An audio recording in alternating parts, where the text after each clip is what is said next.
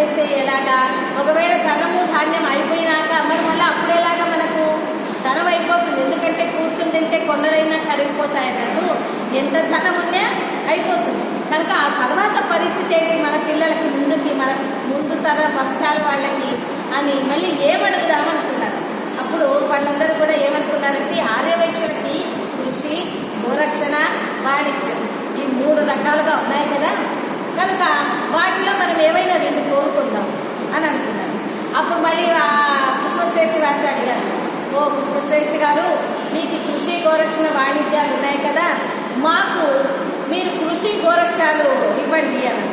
అప్పుడు సరేనని ఈ కుసుమశ్రేష్ఠ గారు కుసుమాంబను పిలిచి, వారి కుమారుడైన విరూపాక్షుని పిలిచి, వారి బంధువులను, మన రాజ్య ప్రజలను, అలాగే వారి గురు భాస్కరాచార్యులను అందరినీ పిలిచి నగరేశ్వరుని వాళ్ళ సన్నిధిలో కుసుమశ్రేష్ఠ వారు ఇలా చేతులు జోడిస్తే అప్పుడు కుసుమాంబ గంగాజలంతో కుసుమశ్రేష్ఠ గారి దోసిట్లో నీళ్లు వేయగా ఆ నీళ్ళన్నీ కూడా ఆ ఇతర కులాల వాళ్ళ చేతుల మీదకి ధార పోస్తారు. అంటే కృషి, గోరక్షాలను వాళ్ళకి ధార పోసేస్తారు. కృషి అంటే పంటలు పండించుకోవటం, భూములు పంటలు పండించుకోవటం. గోరక్షణ అంటే గోవులను రక్షించడం, పెంచడం, పోషించడం ఇదని. వాణిజ్యం మాత్రం నిలబెట్టుకోవడం. అప్పుడు వీళ్ళంతా అడిగారు, ఓ అమ్మ వాసవి, ముందు తరాల వాళ్ళు మళ్ళీ మీ ఆదివాసులు ఎవరన్నా కృషి, గోరక్షం మాకు ముందు నుంచి ఉంది కదా అని ఈ కృషి, గోరక్ష అంటే పంటలు, భూములు మాకు కావాలంటే ఎలాగమ్మా అన్నారు. మాకు పంటలు, భూములు ఒకవేళ వీళ్ళు మా ఆదివాసులు పెట్టుకున్నా మీకు వచ్చినంత ఆదాయం మా ఆదివాసులకు దీంట్లో రాదు.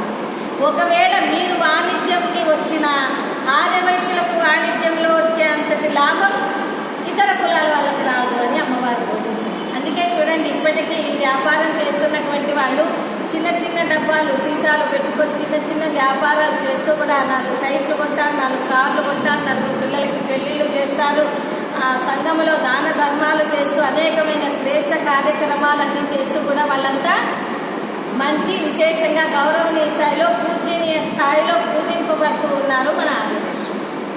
ఆ విధంగా మనకు అమ్మవారు ఇచ్చినటువంటి వ్యాపార అనుగ్రహాన్ని, వ్యాపార దేవతే మన వాసవి.